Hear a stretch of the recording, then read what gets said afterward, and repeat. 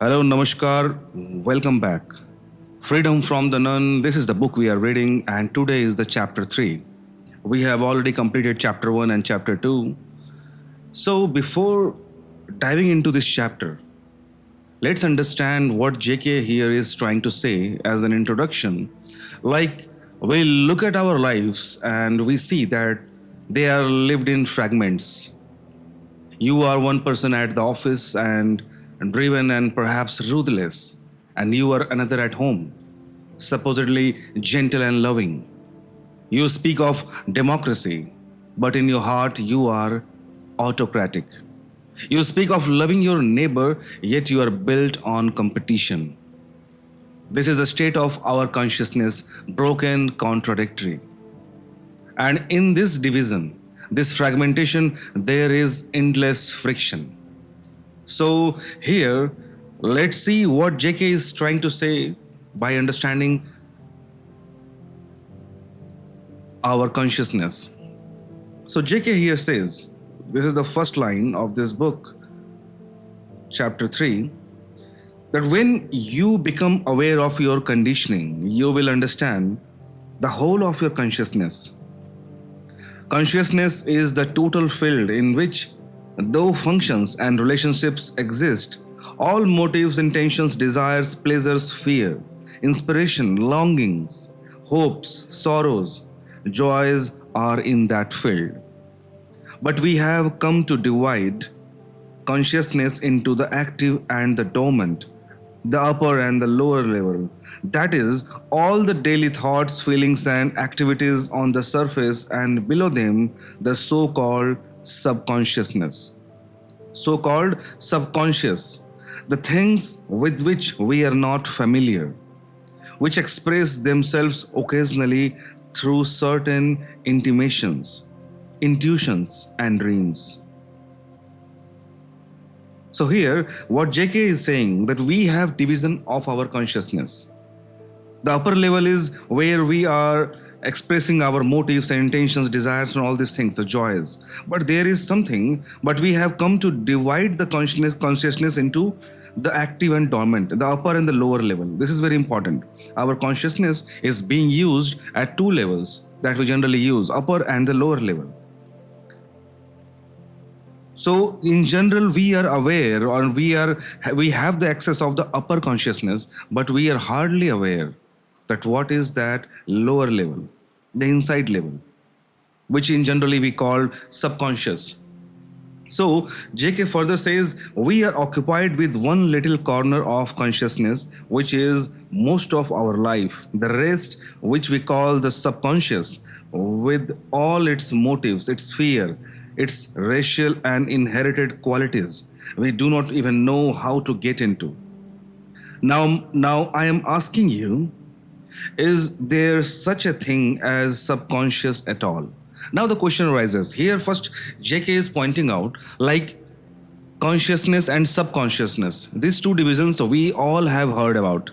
Okay, with the consciousness we are talking, and the subconscious and even the unconscious part is also there that we usually use in our general life.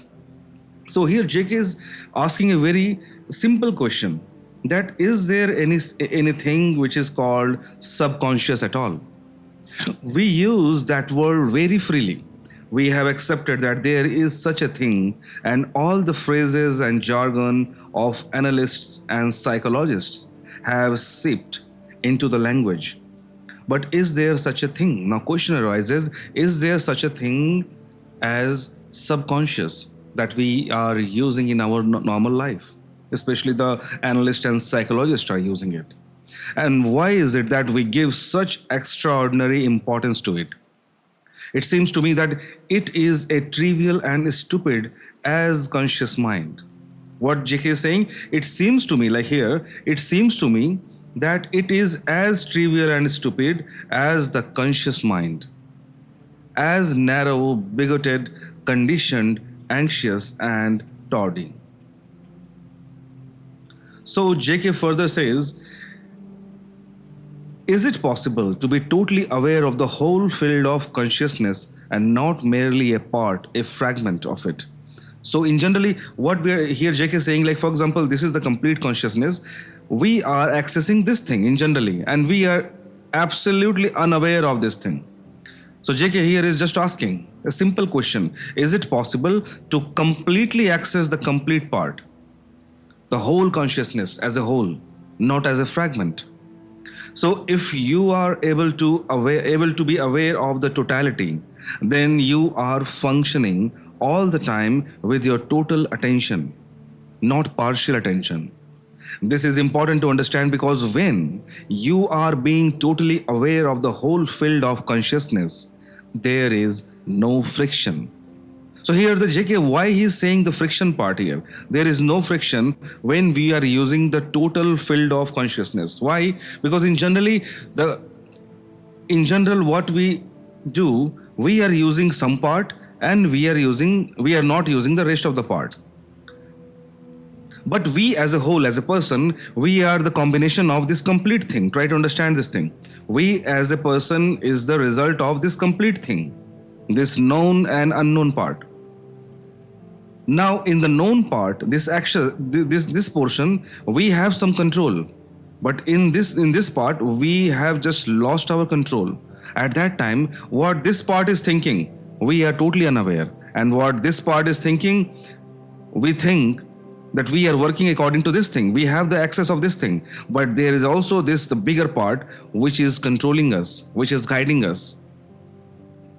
And that's why the friction happens, that we are unable to understand why inside I'm feeling something else and outside I'm performing something else. This is the problem. So JK here says that by accessing our consciousness, the field of consciousness in totality, there would be no friction. It is only when you divide consciousness, which is all the feelings and action, into different levels, that there is friction. So we live in fragments. We are one thing at office and another at home. We talk about democracy, and in our heart you are autocratic. You talk about loving your neighbors, you kill him with competition. There is one part of you working, looking independently of other. Are you aware of this fragment? Existence in yourself. And is it possible for a brain that has broken up its own functioning, its own thinking into fragments? Is it possible for such a brain to be aware of the whole field? Is it possible to look at the whole consciousness completely, totally, which means to be a total human being? So here, Jack is raising a simple question, very simple question. If your consciousness is broken, if you are using your consciousness in fragments, in parts, and not accessing or using it in totality, then how could you say that you are being a complete human being? Because at that time our brain is broken. Its functioning is broken. So JK says, if in order to try to understand the whole structure of me, the self, with all its extraordinary complexity, you go step by step, uncovering layer by layer, examining every thought, feeling, and motive, you will get caught up in the analytical process, which may take you weeks, months, years. And when you admit time into the process of understanding yourself, you must allow for every form of distortion, because the self is a complex entity, moving, living, struggling, wanting, denying, with pressures and stresses and influences of all sorts continually at work on it. So you will discover yourself that this is not the way. You will understand that the only way to look at yourself is totally, immediately. So here this part, totally and immediately, we are understanding this in this chapter. Like for example, we have to understand our consciousness in complete part, in completion, not in fragments. And this immediately part, in chapter 1 and 2, we understood that JK was pointing out this thing, that if you want to understand yourself, the me part, at that time, you have to understand you at the present moment. If you think that you in the previous chapter, in chapter 2, what we have seen there, JK was pointing out this thing, that in generally we have the borrowed knowledge, we have the dead knowledge about ourselves. Suppose that I got something, I understood something about me few days back, and if I will try to understand, and if I'll try to say that I know myself today on the basis of the past knowledge, then you are missing some point. What is that point? Like, for example, you are a dynamic living thing. Each and every moment you are changing. And if you are analyzing yourself, if you are trying to understand yourself, the present one, on the basis of the past knowledge, at that time, what is happening? You are using a dead information. Maybe that information was valid at that point when that experience had happened, but that is not valid today. It may be helpful, it may be guiding, but it won't be a complete information about you at the present moment, because that information belongs to the past.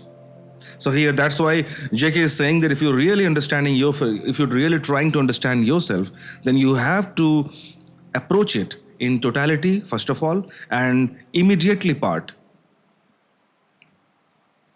So without time, and you can see the totality of yourself only when the mind is not fragmented, when you see in totality is the truth.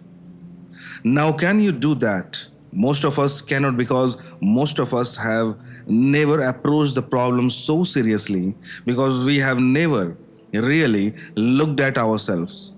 Never. We blame others, we complain things away, or we are frightened to look. But when you look totally, you will give your whole attention, your whole being, everything of yourself, your eyes, your ears, your nerves, you will attend the complete self abandonment. And then there is no room for fear, no room for contradiction, and therefore no conflict. So here the reason for the fear that JK is pointing out, why we are afraid, why there is fear inside us, because there is friction, because there is contradiction, because there is conflict. And because of this, our mind, our soul is just fragmented. And when there is contradiction, when there is confusion about yourself, at that time, the fear will arise. And what here JK is pointing, now you can do, most of us cannot, because most of us have never approached the problem so seriously, because we have never really looked at ourselves. We always blame others. Now, attention is not the same thing as concentration. Try to understand. If I am giving attention to something, if you are listening this podcast and if you are giving your attention, then this is not the same thing as concentration. Concentration is exclusive. Attention, which is total awareness, excludes nothing. It seems to me that most of us are not aware not only of what we are talking about, but of our environment, the colors around us, the people, the shape of the trees, the clouds, the movement of water. Here, this point is very important. Attention and the concentration. So here JK is pointing, like, for example, if you're listening to this podcast, you are concentrated on the words, what is being spoken by me at the moment. Whatever you are listening or reading on your screen of the phone or laptop, whatever. So this is the concentration. You are giving concentration to something. This is excluded. This is exclusive. Try to understand. You are leaving everything, and then you are pointing out your focus. You are pointing your focus to something. This is called concentration. Concentration. But the attention part, attention is totally different thing. Attention is totally exclusive. Totally inclusive. You are including each and everything around you. You are including yourself, the outer part, the inner part, everything. And you are just merely giving the attention, nothing else. You are not focusing on something special. You are focusing the complete part, the wholeness. So here JK pointing out that you will be talking about, but our environment, the colors, the shape of the tree, clouds, everything that comes under our attention.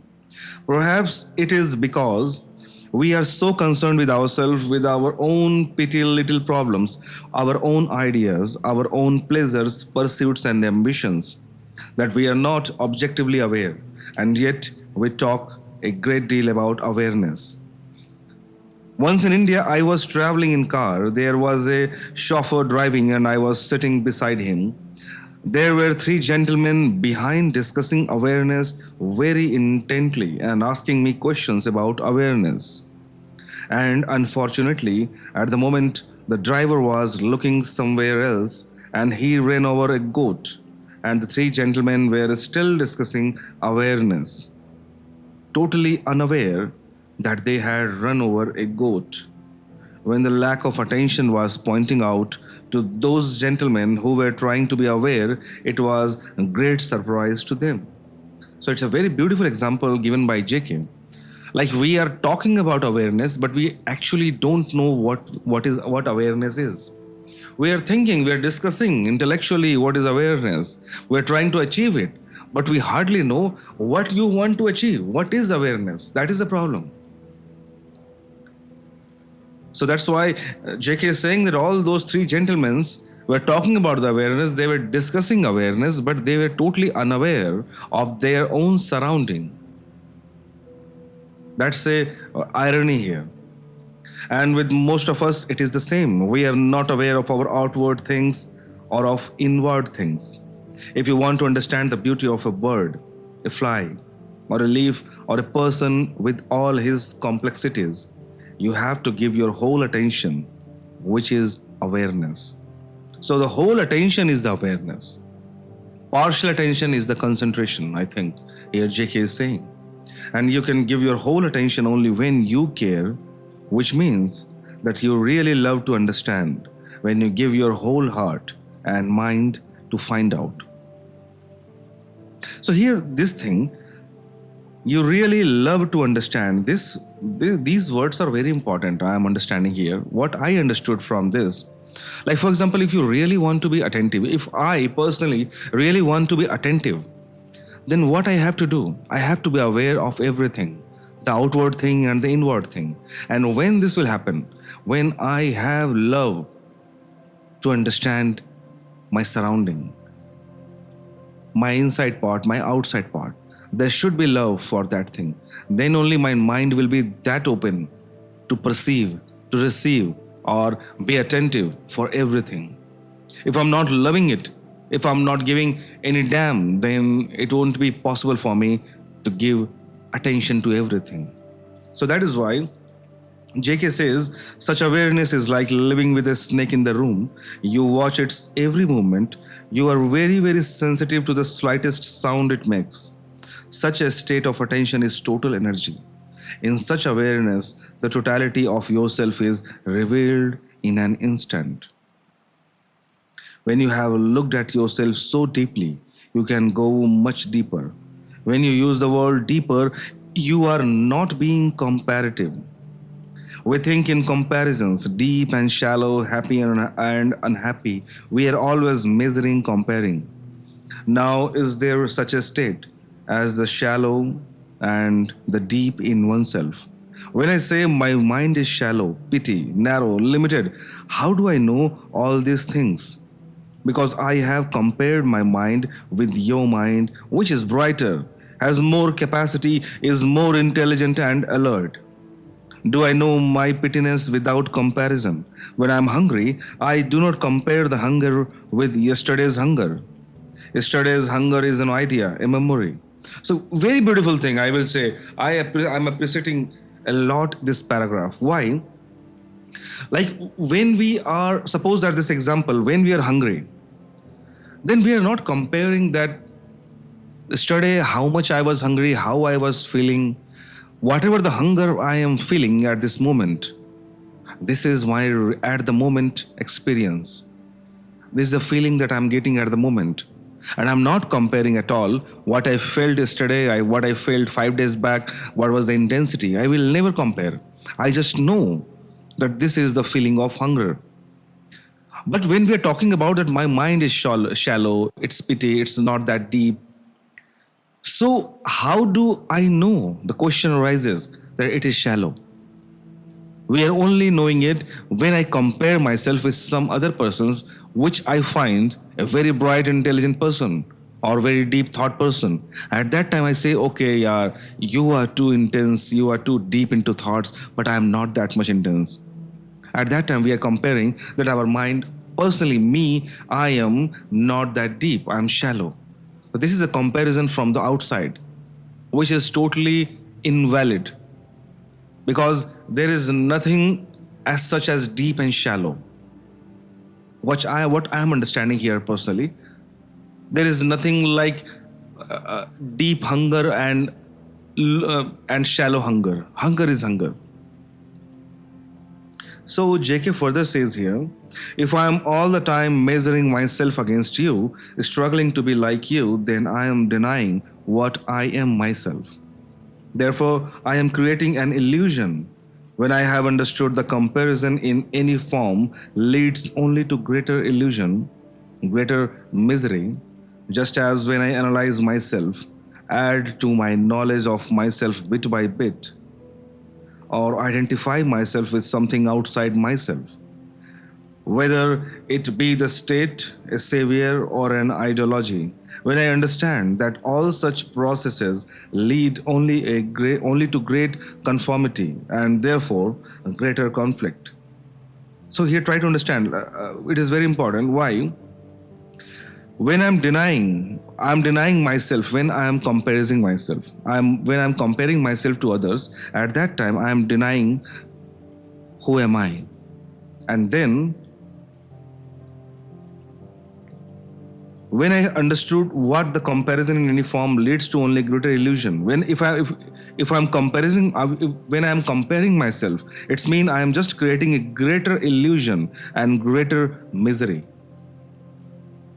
Why? Because I am adding some knowledge. Try to understand why that is giving me a greater illusion and greater misery. Because I am adding knowledge about myself bit by comparing myself to others, and this knowledge is not about me. This knowledge is in the frame or in the reference of others. But I am thinking that this is me. Try to understand. I am a person. I need to understand me in the point of view of me only and only. But when we are comparing ourselves with others, at that time, we are adding the knowledge about ourselves bit by bit, stage by stage, in such a way that all those information I am thinking that is true about me, but those information, those knowledge which is being added to me is in the reference to others, and that is not the reality. That's just an illusion that I am not that good compared to you, and I have just understood, okay, I am not good. No, you may be lesser compared to that person in physical world, but that doesn't mean that you are bad or you are less in any sense. When I see all this, I put it completely away. Then my mind is no longer seeking. It's very important to understand this. Then my mind is no longer groping, searching, questioning. This doesn't mean that my mind is satisfied with things as they are, but such a mind has no illusion at least. Such a mind can then move in a totality, in totally different dimension. The dimension in which we usually live, the life of every day, which is pain, pleasure, and fear, has conditioned the mind, limited the nature of mind, and when that pain, pleasure, and fear have gone, which doesn't mean that you no longer have a joy. Joy is something entirely different from pleasure. Then the mind functions in a different dimension in which there is no conflict, no sense of otherness. So here JK is pointing, if I'm not comparing myself, at that time doesn't mean that I am satisfied with myself. Okay, whatever I have, whatever I am, that is perfect and there is no need to upgrade or enhance ourselves. No, that is not the question. When I stopped comparing myself, when I stopped knowing about myself in comparison to others, at that time what miracle is happening? That there is no conflict. And at that time, these things,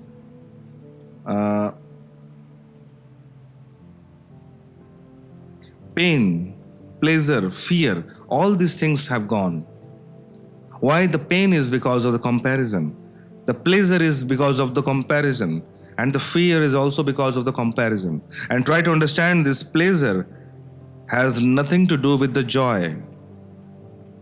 Pleasure is external, yeah. Always remember, this pain and pleasure is always a physical phenomena. It comes from outside. Whatever is coming from outside is called pleasure, and whatever is coming and emerging from inside of you, that is joy. So, J.K. says, verbally, we can go only so far. What lies beyond can't be put into words because the word is not the thing. Up to now, we can describe, explain, but no words or explanations can open the door. What will open the door is daily awareness and attention. Awareness of how we speak, what we say, how we walk, what we think. It is like cleaning a room, keeping it in order. Keeping the room in order is important in one sense, but totally unimportant in another. There must be order in the room, but order will not open the door or window. What will open the door is not your volition or desire. You can't possibly invite the other. All that you can do is keep the room in order, which is to be virtuous for itself, not for what it will bring. To be sane, rational, and orderly, then perhaps, if you are lucky, the window will open and the breeze will come in, or it may not. It depends on the state of your mind, and that state of mind can be understood only by yourself, by watching it and never trying to shape it, never talking, never taking sides, never opposing, never agreeing, never justifying, never condemning, never judging, which means watching it without any choice. And out of this choiceless awareness, perhaps the door will open and you will know that what the dimension is in which there is no conflict and no time. So the last paragraph is intense. Let's read it once again. J.K. here is pointing out that whatever we discussed about mind, verbally we can go this far only. Why? Because this is the limitation of words. Because whatever language we speak or write, or the language in which we think, has limitation. So, up to now we can describe, explain, but no words or explanation can open the door. Like for example, J.K. here is pointing out one thing, that now beyond this, whatever I will say, this is not going to speak, or this is not going to open your mind. Whatever J.K. here is pointing, that whatever I spoken till now, this may make your mind organized. But to open your mind, to open the doors and the windows of your mind, words won't help any further.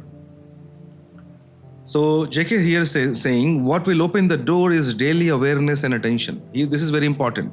Now just only the intellectual talks, only listening to someone, like J.K. here is pointing out, like J.K. himself saying about himself, that whatever he is saying, now this will organize your mind. It is making you that what you have to do.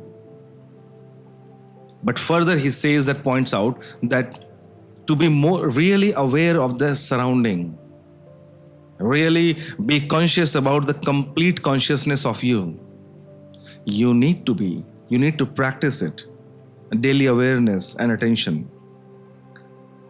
You need to be aware how we speak, what we say, how we walk, what we think. We need to be aware of this thing. We need to be conscious about this thing, that how we are walking. Like for example, I'm talking here in this podcast, I'm reading this book and I'm speaking something. So I need to be very aware that what I'm speaking, how my posture is, how I'm sitting, what I'm reading, what I'm watching, how the fan is moving, how the condition of my room. I don't need to put my concentration there. Here J.K. is pointing out, I don't need to put concentration on something. I just need to be aware that something is there around us.